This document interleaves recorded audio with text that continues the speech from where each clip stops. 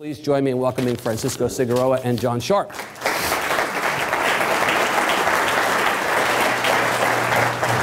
Thank you, sir. Thank you, sir. Appreciate your being here. Good morning to both of you. Thank you for being here.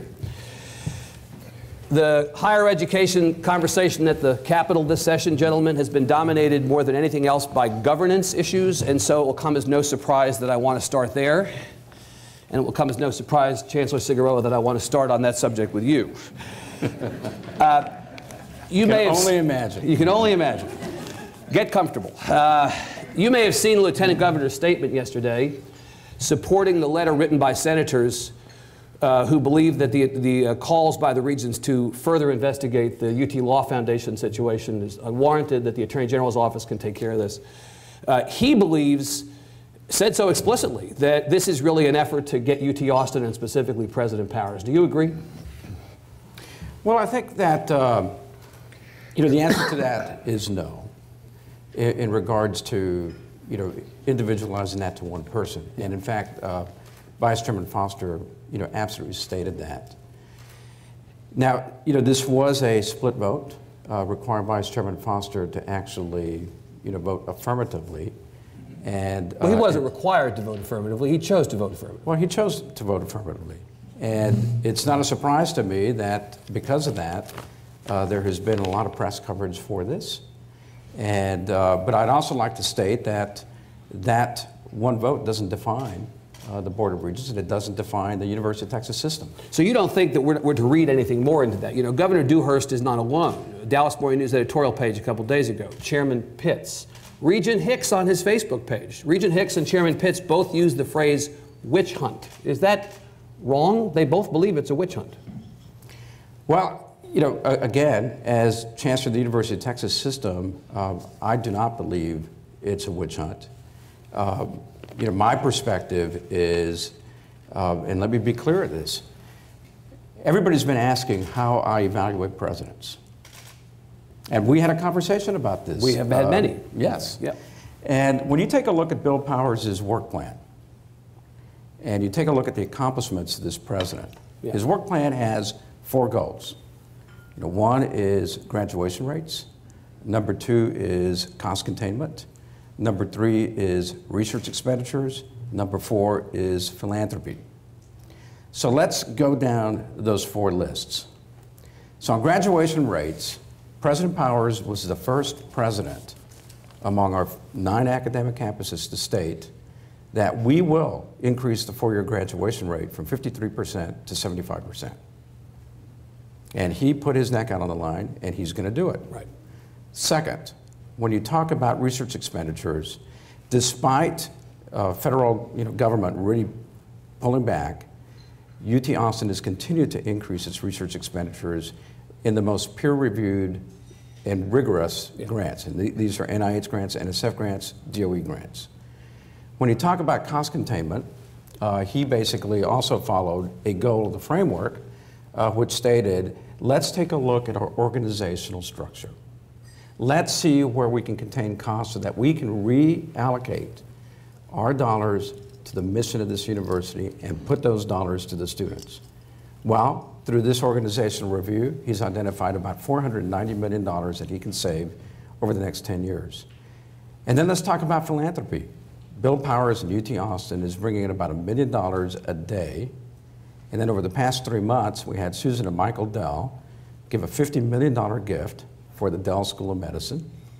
And then also, just last week, Robert Rowling gave a $25 million gift. So this sounds like a defense of President Powers from the Chancellor. So, in regards to the work plan and in regards to the framework for advancing excellence, I would have to say that President Powers is doing his job. Are you, I will come to Mr. Sharp here in a second. Are you obligated to participate in some? No? You want to stay as far away as possible.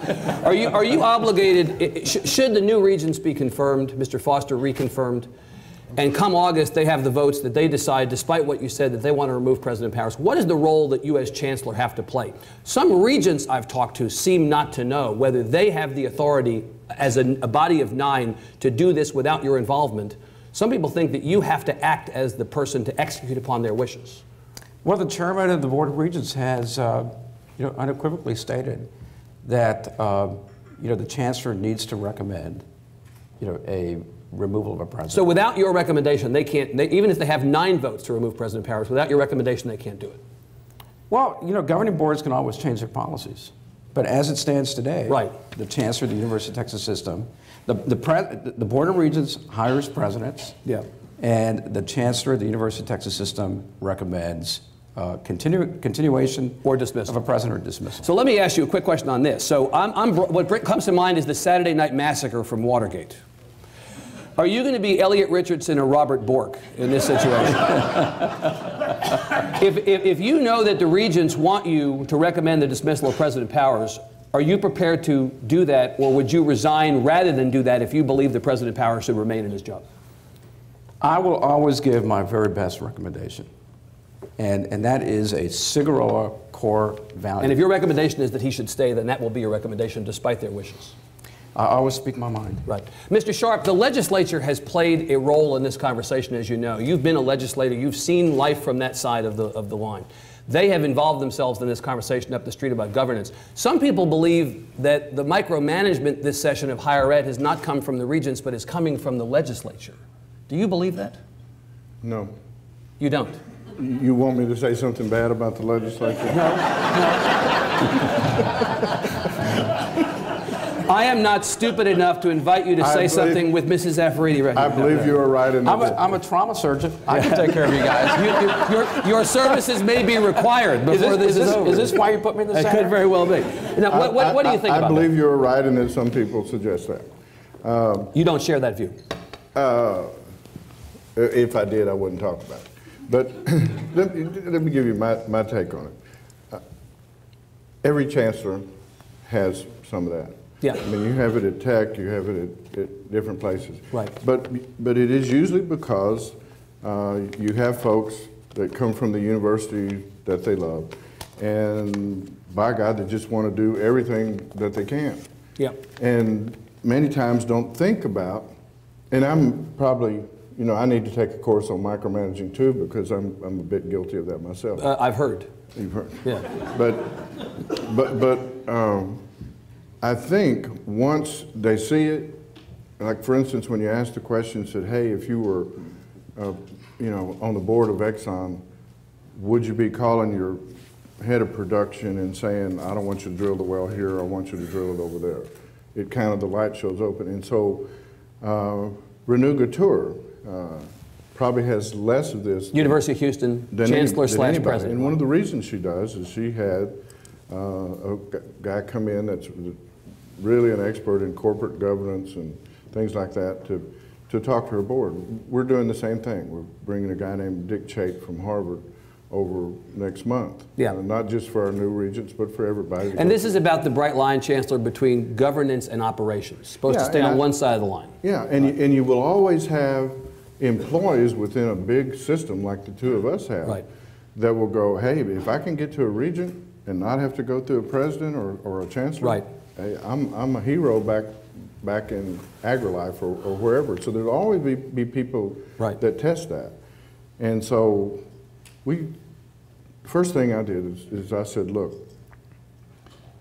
I don't want to prevent anybody from talking to a regent, but if you do, I expect a text message within 5 minutes of that conversation. I want to know everything that you said. And everybody was good with that, and that kind of gives you an idea of what's going on. But I think that a lot of it, at least in our instance, and in talking to Hans and Brian and other chancellors, is well-intentioned. Yeah. And once you kind of go, this is sort of not, you're not the chancellor. They get it. They get it. Yeah. So this conversation we've been having about micromanagement and governance and what have you, Chancellor, so much of the conversation about higher ed on this subject seems to be directed at UT Austin, but the reality is there are other university systems that would be subject to whatever the ultimate decision is. You all would be subject to live by whatever the legislature resolves on this, whether they're correct to be involved or not, as UT Austin would. So do you think we have a problem that we have to fix, or is this much ado about nothing, generally speaking? I can't speak for what's Well, I'm going not looking to UT Austin. I'm asking if you think, generally speaking, in your world or in the world of higher ed, do we have an issue that needs resolving? In my world, it's a problem we can fix. One of the things really good, I think, that happened in our instance is there's a really world-renowned expert, graduate of the University of Texas and Harvard, that just is coming on our board, who is sort of one of the leading experts in corporate governance in the country, Charles Schwartz, and president of the Bar Association, really an expert. And I think as he assimilates into the board, people will, having that guy in the room is going to help. Having that guy in the room, I think, is real good. But I don't think, in our instance, it's not anything ill-intentioned. It's, gosh, I want to help, I want to be a part of this, and sometimes it gets out of hand if you let it get out of hand, if you don't just talk about it. Chancellor Cigarroa, Mr. Sharp, talked about cost containment as something that President Powers has been engaged in, and in fact all across higher ed, at least going back to the last legislative session under the banner of reform, there's been discussion of financial efficiency. This has been a big focus of your time in the job, these 18 months. You've spent a lot of time thinking about the budget. It harkens back to your days as comptroller. We used to call you John the Knife. You come in and cut the budget. That was kind of what you did. Could you talk about why you've made this your priority, if you agree that it has been, to make the university system more efficient, and how it relates back to excellence? Because a lot of people say he's cutting the budget, but is he talking about excellence enough alongside efficiency? It comes from the faculty. When I got to A&M, I easily was the most ignorant person on the campus about pretty much everything. So I spent a lot of time with faculty. I spent a lot of time with researchers and folks like that, because at that time there was lots of chit-chat about research and how research is not good and stuff like that. Well, you don't have to spend more than 10 minutes at a flagship like we have to figure out that research changes the world, and a lot of people don't know about it. And so, well, in fact, some people disagree. Yeah, well, they'd be wrong. Because, there are things in this room that are here because of research that happened at a flagship university like ours in Francisco. And so what those folks were saying is that, they were talking about tough times, and the legislature had to cut back because of the revenue estimate they got from the controller, and, it wasn't there. And so basically we looked at outsourcing, we looked at administrative costs, and we're looking at IT changes, which they, by the way, are way ahead of the pack on that, and we're actually, talking to their folks and getting ideas about how to do it. And with the specific instructions from me and the Board of Regents that every penny of the outsourcing $260 million, of the $45 million we got on the signing bonus, that all of that is to go into the classroom and the laboratory, and not to any place else. And so it wasn't out there any place else. We had to get it, and we had to put it, and we have to make our IT systems better for the researchers, and we have to make our IT systems better for what happens in the classroom. And the problem with all that is if you haven't seen something better, you don't know, and so there's lots of resistance. I mean, it's a tough deal to stand in front of 1,000 employees and get screamed at, and you're an idiot and all this kind of stuff. But I think that once they see the results, here it goes. It makes the second steps and the third steps a whole lot easier. So it's an evolving process, but our board is very good behind it. Tie a chancellor to excellence, and I'm going to ask you the same question on the UT side, how financial efficiency ultimately makes excellence the case. I mean, all of us want the universities of the state to be excellent, to be the very best. We want to be the very best at everything. So how does that make A&M more excellent? Academically. Because we set up a $100 million fund called the Chancellor's Research Initiative. We're the flagship in Prairie View, the only two that share an AUF money, are able to use that money to go find big-time researchers any place in the world that they can, pay them bonuses, build their labs to their specifications that maybe California can't afford right now, or Michigan can't afford right now. Bring those folks here, and then we use the savings. President Lofton is using the savings from the outsourcing money to pay those the salaries. Right. So, but for the budget savings, that effort would not be possible under these circumstances. Right. Not possible. Yeah. Talk to me about the UT version of this. So, How have you approached the task of financial efficiency under the system banner, and what has that done to make the institutions excellent? Well, in 2009, when I became Chancellor, we really did an external review of the University of Texas system. And this was at a time when the market values of our endowments were plummeting 20, 30, 40%. Our state legislature was also experiencing decreases in the total revenue expected for the state, and it became very clear that we needed to move forward in identifying cost containments. Since 2007, working with Scott Kelly, we have identified $2 billion worth of real savings or value added, and we expect another $2 billion in similar cost containment or value added by the year 2016. Are you doing what the Chancellor is doing, which is redirecting that money back into programs? So let me tell you, as a result of this, despite very difficult legislative sessions in the past, and as a result of this, we've accomplished some amazing things. So let's take a look at what we've accomplished. You take a look at South Texas, and we have come forward and presenting to the legislature a total transformation of how we will be educating students in South Texas by creating a new university of the 21st century that will finally provide PUF eligibility to a region that has not had any PUF dollars for over 100 years. And we feel that that can position that region to eventually have an emerging research university. And that's only possible because of the savings. All of this falls into this. Right. The second thing is the UT system is probably the only system of higher education in America that is moving forward and building 2 schools of medicine. And we're putting skin in that game, not only because we've been able to contain costs, but because we've been able to be strategic in how we spend our money. If we build this, as we're moving forward and building the School of Medicine at UT Austin, this will allow UT Austin to become, and I'll be respectful about this, but America's finest public university. This is the first AAU university that will build a School of Medicine within the past 65 years. UT Austin this year has been recognized number 25 in the Texas Higher Education World Rankings. Last year it was 29, and that is based on metrics of excellence. You take a look at what we're doing again, and John's been a perfect example of really identifying good public-private partnerships. Right. We're building for the first time a freestanding comprehensive children's hospital in San Antonio. And this will also bring in the #1 children's hospital in America to partner with us. That's the Children's Hospital of Philadelphia. So again, at a time when funding for higher education is down across the board, you're able to identify savings within the footprint of the system that make these things possible. Now, the other point I'd like to recognize, because John Sharp and I, we not only have to take care of our flagship. In my case, we have 14 other universities. Right, well, it's 30. We said 34 institutions in total that are under your, or agencies that are under your. And if you take a look at whether it's our emerging research universities or our comprehensive universities such as Permian Basin, Tyler, Brownsville, Pan Am, all of them are ascending in metrics of excellence despite the environment that we're in. But because we do have legislators here today, I'd also like to encourage is that our universities, John Sharp and I, have done our part. And we have trimmed, we have contained costs, we have kept morale up to the best of our abilities. But we can't do this alone.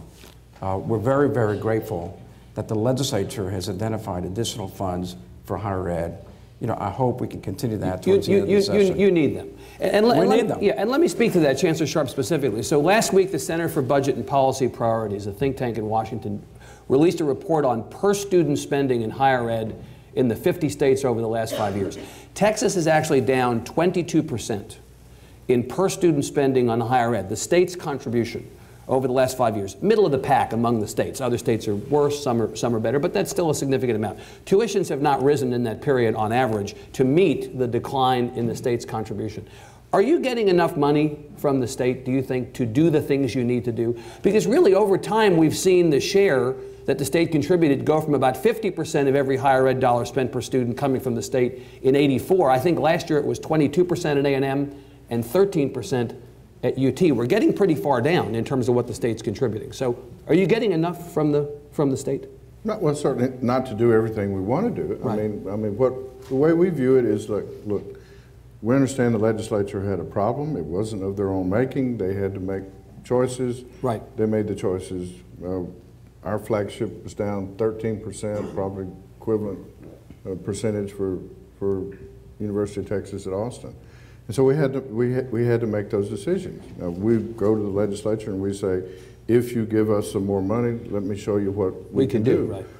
Our kind of goal over the last year or so has been, we want Judy and we want the other senators and House members to know what we were doing, that we took their message to heart, that we're doing things that other folks would do, that a household would do in order to make sure there was food on the table and do the core values. I mean, the reason our universities are there are for two reasons: what happens in the classroom and what happens in the laboratory. And it is not there to serve food. It is not there to maintain buildings. It's not there to mow grass. It's not even there because they're chancellors. All of this stuff is there to support what happens over there. And so if we can get money from that and pour into the core functions of what the reason we're here, we'll do it. Could we do more if we had more funding? You betcha we could. We are highly thankful for what is moving so far through this legislative session and in changing. I would say one thing, and I think we both share this, is there is a perception out there that if you're a PUF eligible school, my God, you got more money than God, and you're in good shape. Right. That is not the case. I mean, we are at the limits. I mean, he's got 12 mouths to feed and 15 mouths to feed that are PUF eligible. I've got about 6 in mine. And of course, I only get a third of, you know. So, I thought years ago. Not that you're complaining. Not that I'm complaining about the third. But there's a whole bunch, a whole lot of more things we could do if you had more money. If we had that. But the mistakes that were made 2 years ago with all of the hoopla about research. Right. Is the first mistake was that it left the impression that all research is bad, and that when that resonated through the other 49 states, our peers who vote in U.S. News and World Report and those things go, oh my God, Texas is against research. Right. I don't believe that's the case with those folks. Whose mistake was it? Well, whoever was in charge of marketing for that deal. No, but whose mistake was it to denigrate research? I don't know where all it came from. I just read the papers. But but I will tell you this: it was bad marketing. Whether it came from public policy, wherever, bad marketing, because it took away from that part of it. But, selling proposition for higher ed. But I mean, the fact of the matter is that's why we're here. That research then goes back into the classroom, plus goes out into the public and things like that. And so there were some things in there that I thought were some good ideas. I can't, it's been a while since I've looked at it, but I remember thinking that. But the way it was sold, or the way it first got to the press, was not so good. Research is bad, and that is not the case. Every Wednesday I meet with, ongoing education here, meet with some out-of-the-box research professor, and every Wednesday I just get blown away by what I see and what's on the horizon if these folks get funded properly in order to do what they do. And I'm talking about from curing cancer to everything else. Let me come, Chancellor, at this question of state funding and whether you have enough money from another side. So you have been either unwilling or unable to raise tuitions at your institution. So tuition dollars are not coming in greater supply. State dollars are coming down. I mean, it really does hit a point where you look at your budget and you go, I got to do as much as I have to do in a fast-growing state where the population is not only growing, but the composition is changing, new challenges all the time. You kind of have to go, well, this is how much I've got. I've got to figure out how to cut up the pie differently. Well, you're absolutely correct. In my interactions with the legislature this year, there has been sensitivity for enhanced funding for higher ed. Yeah. Our legislative body has recognized that our systems of higher education have contained their costs, have trimmed, have enhanced efficiency, and in fact have bent the cost curve, for the cost per degree. Yeah. In fact, both Texas A&M and UT system, have really either plateaued or lowered cut tuition. But this is a shared responsibility. It's a shared responsibility, from our great state of Texas in regards to supporting literally the economic engine, for this state. And those are our universities. But can you make and public ed. Yeah. Second, we have to contain costs. Third, there has to be focus and discipline on behalf of students and their families. But there is a tipping point. Yeah. And I believe that we've done as much and we continue to do as much innovation as we can. Yeah. But there's a tipping point that we can't do this completely by ourselves. Can you, either of you make the case, because the dollars that the legislature could spend on higher ed, it's not a zero, it's not higher ed versus not higher ed.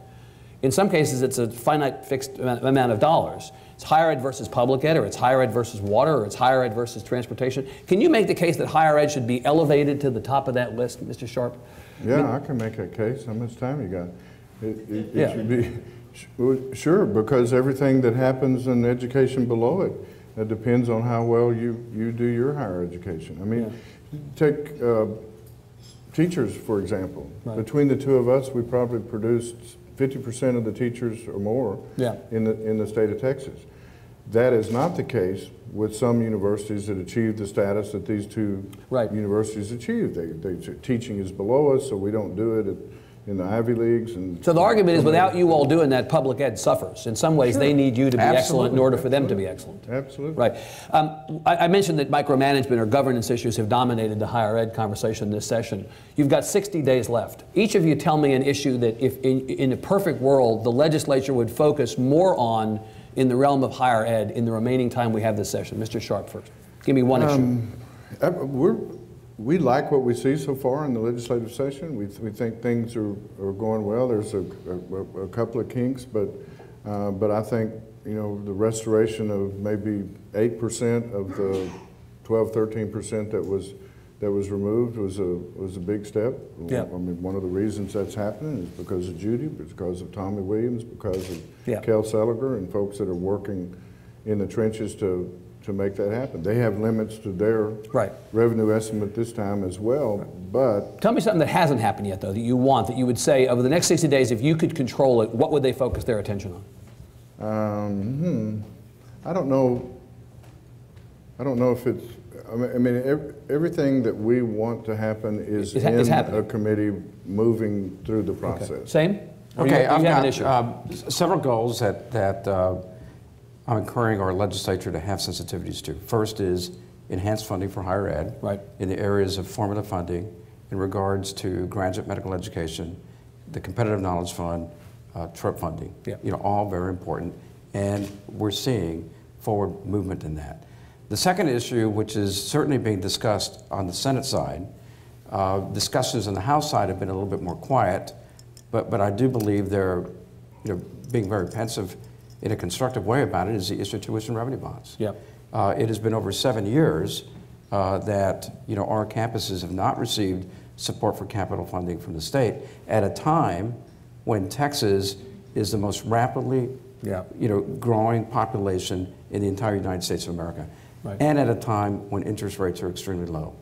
The third aspect, which I think is moving along, but is important for the state of Texas in regards to recruiting the intellectual the intellectual talent in the area of cancer biology and research, is CPRIT. We are supportive of CPRIT, but yes, they've got to get their governance in order as well. So when you take a look at these three issues on top of policies for UT Civil, which is really the transformation of South Texas, I've been very encouraged that the legislature has had a receptive ear, and I remain optimistic. You feel pretty good about Worcester. You both seem to. There's one thing I think I'd like to see him look at, and that has to do with tuition revenue bonds. Because in the PUF eligible institutions, there's a match. He has to do a 50% match for those. I have to do 33% match for those before all the other institutions, TRBs, can be funded in our. So you're in agreement about the TRBs? Yes, I'm in agreement with the TRBs, but I am not convinced I've been seeing all of your numbers from Scott, but I've looked at our numbers and I'm not sure you can get the match. I mean, I'm not sure we can come up with the match in the permanent university fund system as it's now structured with available funds to match the 114 million that we need to match in order to do it and the 200 and 300 million that they need to do it. PUF is not this big panacea that everybody is clamoring into. In this instance, we're a little concerned about that. Let me let you say that, and then I got one more question. Yeah, well, I have a story about that, which is in 2007, I remember I was there 1 o'clock, 2 o'clock in the morning, awaiting the deliberations of Senate Finance and TRBs, of which you were leading the charge, Senator Zaffinini. One of the things that I liked about 2007 is that when TRBs were allocated to the campuses across the state of Texas, the legislature, in their wisdom, asked each campus to put some skin in the game. Yeah. Whether it be 20%, 30%, it varied depending upon, the capacity of the campus. And the reason why I thought that was really good policy, which I think should be continued during this session, is that it really engaged the community philanthropically to contribute to this. And so I was having a hard time completing my capital campaign in that 2007 region. But when the legislature stated, we will fund 70% of the South Texas Research Facility, but we're asking you to come up with the rest of the 30%, yeah, I was able to go to individuals made it like easier. Bill Greehey and Joe Long and others, yeah, and very quickly it catalyzed the capital campaign. And so it almost served equivalent to TRIP funding. So it has an effect beyond simply the allocation. It inspires people to give. We think it's good policy, right, and that's why I agree with John that just to focus your attention that only UT and Texas A&M have to come up with institutional matching funds. I think if everybody can have some skin in the game, right, the legislature can allocate more funds to more campuses. Now, I want to ask one last question before we bring the audience in about the UT A&M relationship, which, it's not exactly, well, maybe it is kind of a kumbaya moment. You all seem to be kind of on the same page, a lot of stuff, everybody's happy, everybody's getting along. My mother loves John Sharp. Is that right? I love his mother. And you love his mother. Well, okay, it is therefore, we have officially achieved kumbaya moment. That's it. And I would even say that in the realm of A&M now being in the SEC, the great season that you all had, you aren't even playing on the same football field any longer, that aspect of the rivalry has been tamped down. Or so I thought, until the other day, when I read a quote by the athletic director of the University, DeLoss Dodds. The question was posed to him the other day about whether and when A&M and UT might get on the field again together. And Mr. Dodds said, the rivalry will renew, but on the University of Texas's terms, he said. And this was his exact quote. They left, referring to A&M. They're the ones that decided not to play us. We get to decide when we play again. I think that's fair. I think if you did a survey of our fans about playing A&M, they don't want to. I think there got to be a period where things get different. I think there's too many hard feelings. I'm going to take a stab, Mr. Sharp, that you might have a point of view about this. What do you think about that? I did hear about that. Yeah. Within 5 minutes, or a few thousand emails. Might not have taken even 5 minutes. I know DeLoss Dodds. DeLoss Dodds is a friend of mine. Yada yada. Is this when you say I'm no DeLoss Dodds? Is that what it is? Yeah, and it wasn't exactly.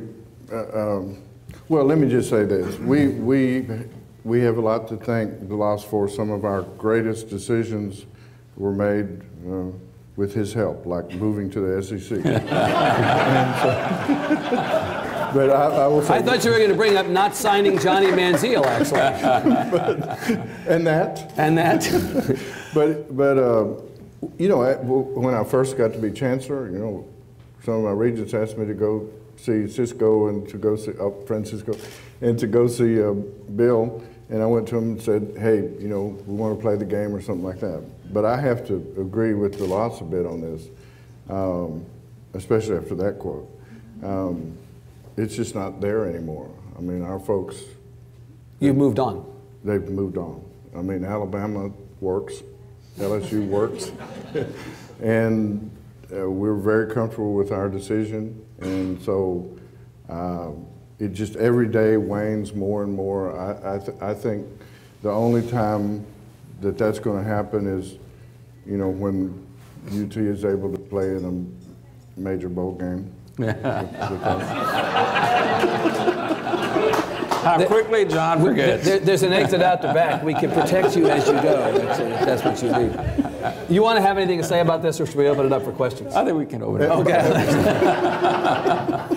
All right. Thank you. Let's give our chancellors a hand for their kindness and being here today. Thank you both.